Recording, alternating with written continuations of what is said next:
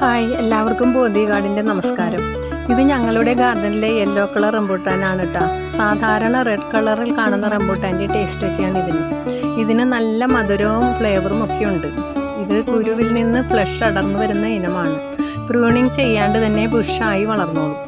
Rambutan എല്ലാം തന്നെ ഡ്രമ്മിൽ നടാതെ നിലത്ത് നട്ടാലേ നല്ലപോലെ കായ്ഫലം ഉണ്ടാവുള്ളൂ.